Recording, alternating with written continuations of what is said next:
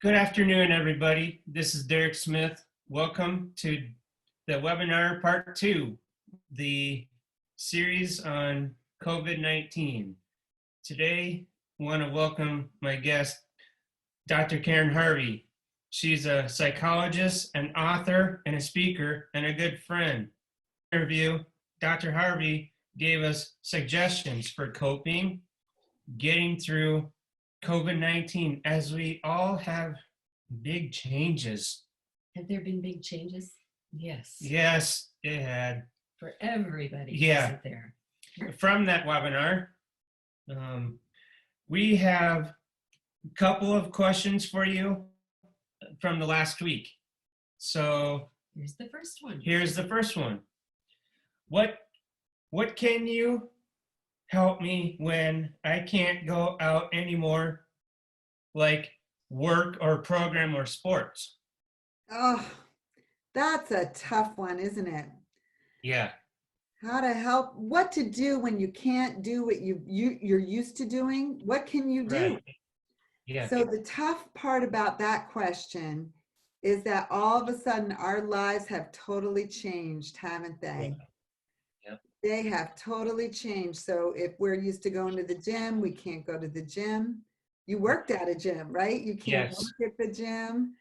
If we're used to going out to restaurants, that's not happening. Right. Right? Just seeing your friends. Yeah. All those things. First of all, I'd like to say, always remember you're not alone. Right. You know, I think about that. I'm thinking, oh, I can't believe I can't do this and I can't do that. And then I stop and saying to myself, wait a minute, everybody in the world can't do those things either, right. Or at least everybody that I know. Right.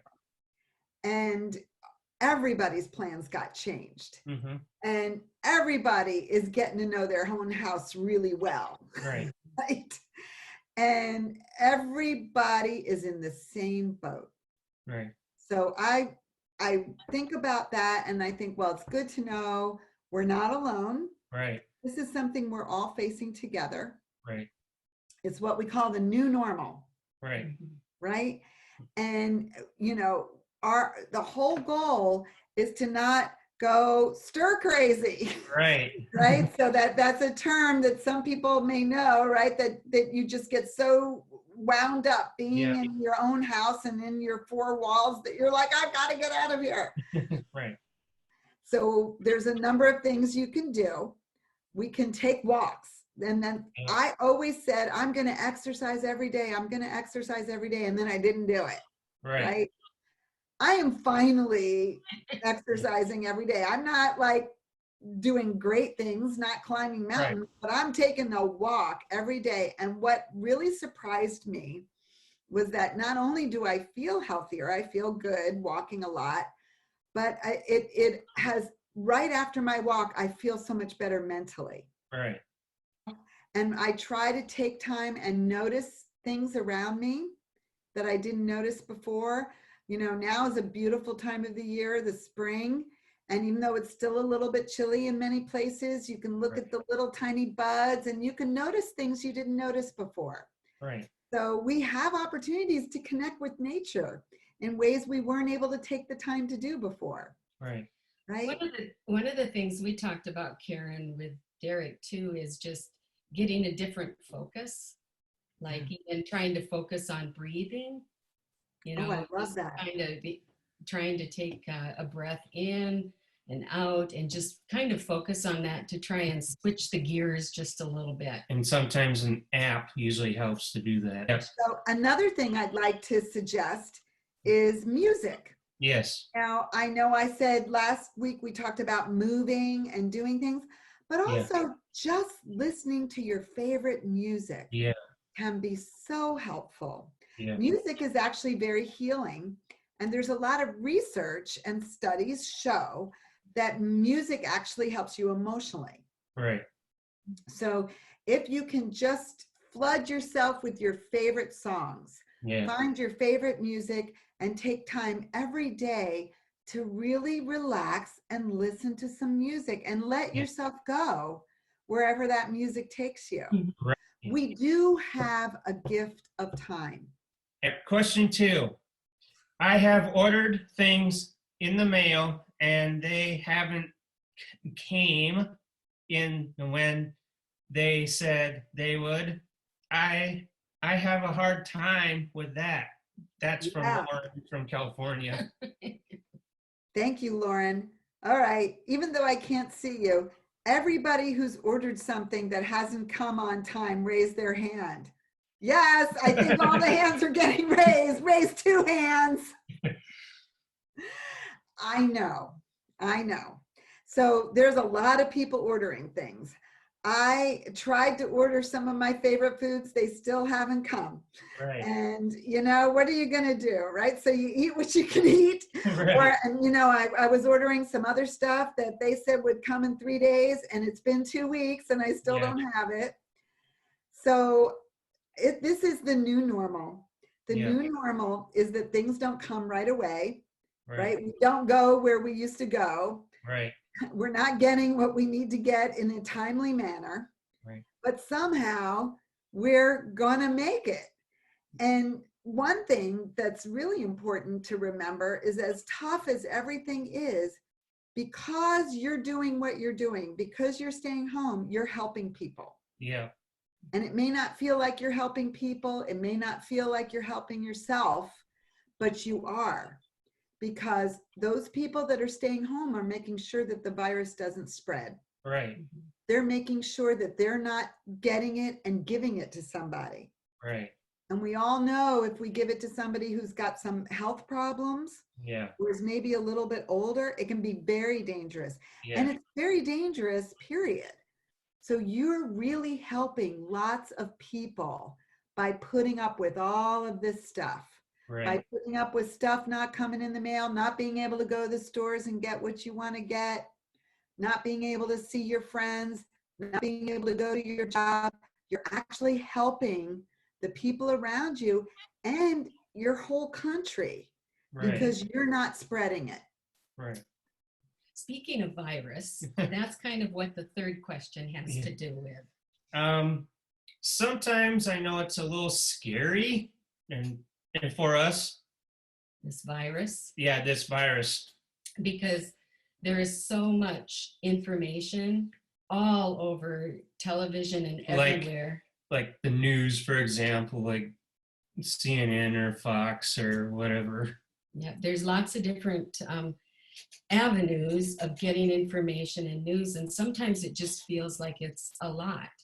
So how do we help ourselves, because it's true for everybody, and our family members and friends, and then neighbors that we have here, to feel safe or not feel as afraid? Well, that's a really good question. And many of us suffer from news overload. Yes. So first thing I really recommend is limiting your news intake. Yeah. So meaning don't watch the news all the time. Right. Like it's too much. The weekend after that, I said, well, I'm going to try an experiment. I'm not going to watch anything. I'll read a little bit, but I'm not even going to do much of that. I'm going to take a break. And what I did was take a break, and I felt a lot better. Yeah. But I still wanted to be informed. So one thing I do is I watch a little bit every day, and I read a little bit every day. I just look a little bit every day and try to limit how much I see, because it's a lot. Yeah. And so that's one thing. If we can not just constantly look at everything, because it can be overwhelming. Right. And right. So there is hope. Yeah. Yeah. Yeah. There's hope. Yeah. There's hope. There's a lot of hope, because there's a lot of very smart people who are very, very motivated. They're working very hard. Yeah. And they're the best minds in the world working on this. Right. So it's not going to be like this forever. Right. It's not.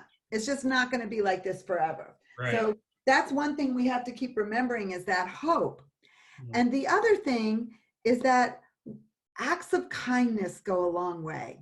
Right. And I know, Derek, that's something you're really good at. Yeah. You're a very kind person and you've done some really nice things already. So and I have another friend who just put notes on the door. She's a very kind person and she put notes on people's doors, just hoping you're okay, thinking of you, Yeah. let me know if you need anything, even just checking on someone, making an extra phone call, Yeah. doing those acts of kindness not only helps that other person so much. Oh, Right. you're thinking about me. Thank you so much. It helps you Right. because you get outside of yourself. Right. You get outside of your own fear. You get outside of your own worries. You're like, let me think about this other person. I bet they're worrying about things and they could use a phone call or a note Right. or a hello or even a wave. Yeah. Makes all the difference. We tried just kind of having the conversations with Derek about what would help him feel safe, because there's a lot of unknown. Because I have cameras already that. Well, yeah, Yeah. we did the security cameras, so that's Good. covered. So that's physical safety, but also we wanted, kind of try and figure out what for him would equate, Yeah. with feeling safe. Yeah. And he wanted information about it, but one time a day, Yeah. and Yeah. from people that he knows and trusts. I know somebody who has a lot of friends who are very scared. She has a lot of friends who get easily afraid, and she is the information person. Yeah. Oh, okay. And so she promised them that she'll talk to them several times a week and let them know what's going on, because they Right. get so upset when they watch too much TV or when they read too much about it. So she is kind enough to do that. And I think that's a wonderful thing to ask somebody once a day, anything new, Right. what's going on. I love that idea. I think that's great. And that's what she does for other people, because some people don't, they're okay with it. And others of us get very upset. Right. And knowing the facts. That's something I always have to say, know your facts. And so you're so right about the hand washing, right? And know the facts. The facts are that this virus does travel very easily, and that's why we're doing what we're doing. Yeah. And the facts are you do need to cover up your face when you go to the store. You need a mask or you need a scarf around it. And that is not just for you, that's for the people around you. Right. And when you buy some things, you want to sanitize them. So what my husband does, he's a scientist. He goes a little overboard. He fills the sink up with soapy water and throws everything in. So of course the cardboard all peels off. It's a mess. But I have wipes and I wipe everything down. Yeah. And everyone has their own way of sanitizing, but I think it is important to sanitize. Yeah. Another thing we don't always think about is our shoes.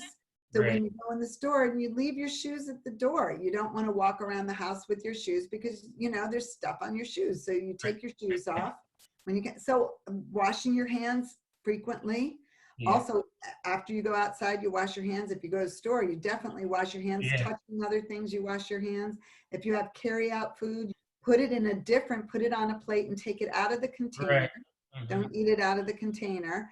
Right. All these are ways that are keeping you safe. These are the facts, right? The facts are get rid of those germs and don't worry, because once you've done that, you can relax.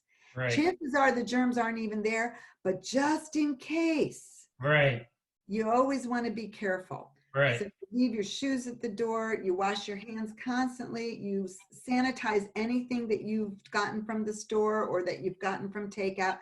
You don't eat it in the same container, you put it on a plate and get rid of that container and wash your hands. All these things will keep you safe. Yeah. One of the things that I heard or must have read early on was instead of thinking I have to stay at home, just rephrase that to say I'm safe at home. That's nice. And there is something about that. I'm safe at just home. remind ourselves that, we are safe here.